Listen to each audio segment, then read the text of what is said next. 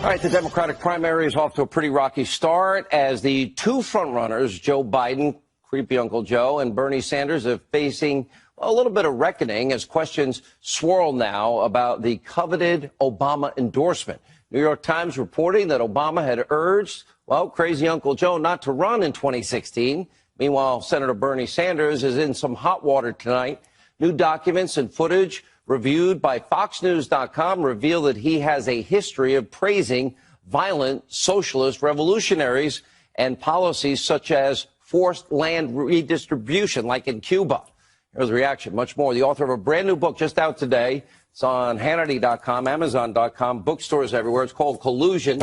That's not ripped from the from the day's headlines. Well, sometimes you get lucky. And by the way, if you're in New York or New Jersey, you're going to be at Ridgewood New Jersey Bookends at 6 o'clock tomorrow. 6 o'clock. Eastern. Good to see you. How are you? I never see you in the studio much. It was collusion. It was now the New York Times, 2.5 years of lying. Yes. Now they're saying, it looks like it was probably Russian disinformation. Now Bob Woodward. Is this going to be wild if it turns out that that entire dossier was a plant by the Russians? Mr. Speaker, they never verified it, and they used it in 4 FISA applications, and it was a backdoor into all of Trump campaign world. But if you knew Trump was bad, why would you verify it? Because it fit all of your previous beliefs. You see, you're saying that with a smile. That's an attempt. Remember, they leaked it to the Washington Post. It's a coup d'etat. Trump is right. Trump's language when he interviewed you, or you interviewed him, I guess. The other way. It's sort of he interviews himself. It's sort of a two-way street. But his comments, which the news media reacted to negatively, as they should, because they're his enemies, this was an attempted coup d'etat.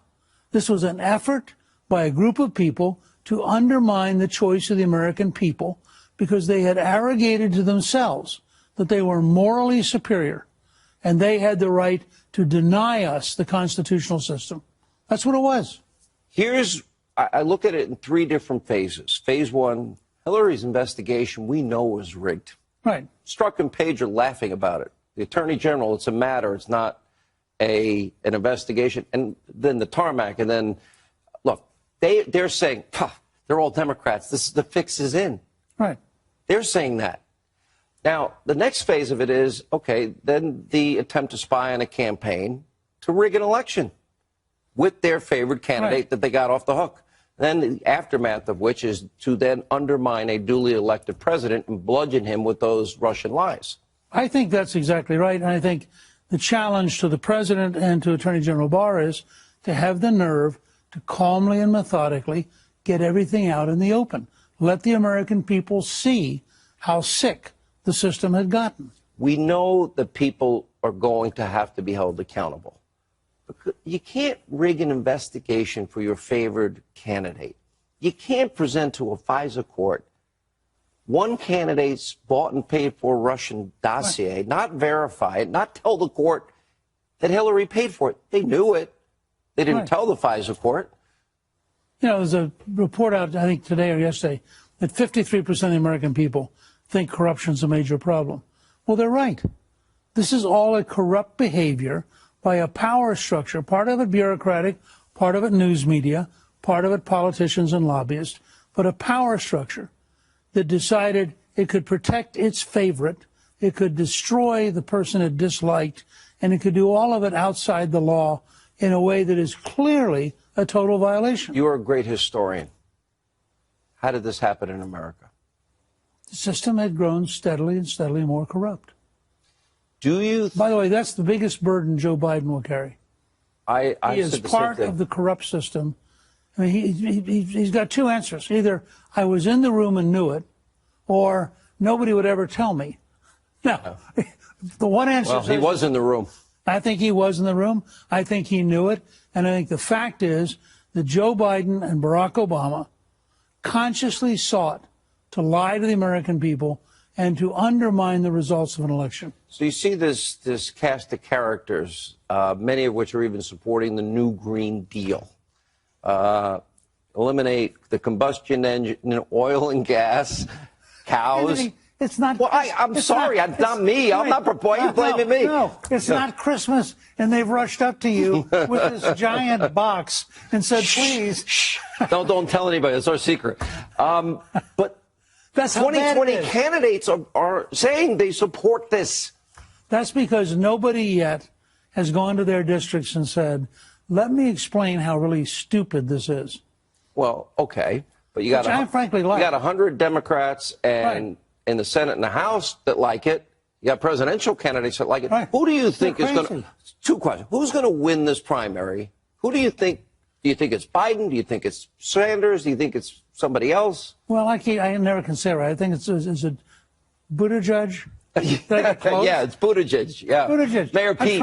I'm trying. I think he has the best chance because he's the most like Jimmy Carter. That is, he's a blank slate. Everybody can pretend they like him without ever knowing what he really stands for. And if he's clever, he'll always be like number 3 or number 4 until they get to the vote. Okay. Who do you think would be the toughest for President Trump? Look, we always vote peace and prosperity. We've never had a better economy. Are you better off than you were 4 years ago? I know how much the president likes you. And so I'm a little cautious to say this because he'll probably see this. Oh, boy. No, the biggest challenger to Donald Trump's reelection is Donald Trump. Why? Because with a little bit of discipline and a little bit of focus, he would become unbeatable. There's never been, and you're the great historian, you can correct me if I'm wrong, somebody that is this much of a disruptor, iconoclast. I think his greatest gift is keeping his word. He fights. Everything he said he would do, he's doing. Look, I keep telling people, Biden wants to run as Mr. Likable, pleasant guy. Yeah. Trump is going to ultimately run as Mr. Tough guy who gets things done. The country's got to decide in a real world, do you want this nice, pleasant doofus who's not going to get anything done, or do you want this tough guy who has weaknesses, but by God, he gets things done? What about the Biden-Obama record, 13 million more Americans on food stamps, 8 million more in poverty? You've heard me say that a lot. I doubt if we'll get to that with Biden because he's going to fall apart first. So you think it's Buttigieg? If you had to guess today, if I had to guess today, it's Buttigieg. Now, you can play this later on this fall. No, I'm going to play it laugh forever. At me. Well, okay. We might do that just for fun. Well, collusion ripped up right out of the headlines. If you're in New Jersey, bookend 6 p.m. tomorrow. You know, it cracks me up. This is a novel, but it's real life. That's right. Mr. Speaker, always good to see you. Great to be with you. Thanks so much for being with us.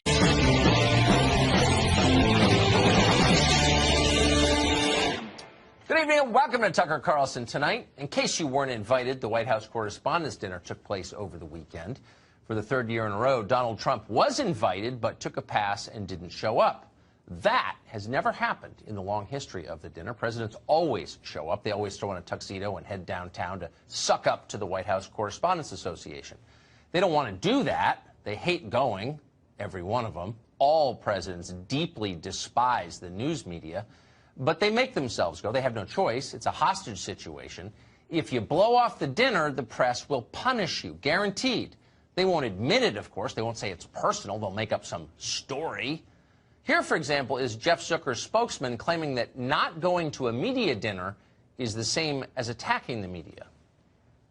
Say what you will about the press. This is an event that honors the First Amendment. Yes, that's what it's about. It's an awards dinner and a fundraiser. In the past, presidents have always shown up, even if they were angry at the press at any given time. It's yet another example of what we're seeing, this administration's attack against the media. It takes many forms. Yes, One form is the president having a rally this Saturday instead of attending the dinner.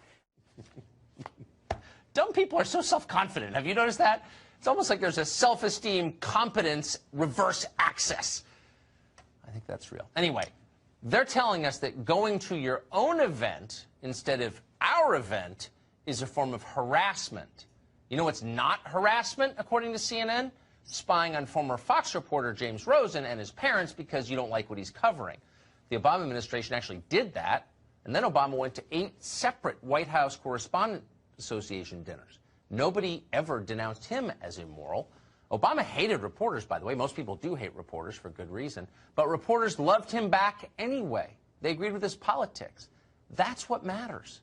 Watch what happens when they don't agree with your politics. I still separate my career into the period before February of 2017 and what came afterwards. And that's because February 2017 is when the President of the United States called us the enemies of the people. I felt it was time that we reset this dinner and put the focus a little more squarely on journalism and a little more squarely on the First Amendment and a little more on the people, the men and women who helped to hold the most powerful political institution in American life to account. Ladies and gentlemen, to the First Amendment. Now, I'm delighted to make a spirited case tonight for the First Amendment. We now have to fight hard for basic truths we once took for granted. Like every future president, Washington felt maligned and misunderstood by the press, but he never generalized that into a vendetta against the institution. I think you're doing noble work to preserve democracy at a time when a rising tide of misinformation, masquerading as news, threatens to make a mockery of the First Amendment. Donald J. Trump is not the first and won't be the last American president to create jitters about the First Amendment. But what is happening today is perhaps even more insidious, a relentless campaign against the very credibility of the news media. This is a glorious tradition. You folks are part of it, and we can't have politicians trampling on it with impunity. People are doubting the news media. That's wrong. You're seeing misinformation masquerading as news, they're telling us. And actually, they're right. We have seen a lot of that recently. How about the last 2 years of Russia coverage on CNN, for example? Michael Cohen met secretly with Russian spies in Prague. Don Jr. is about to be indicted. The Steele dossier is entirely real. They told us all.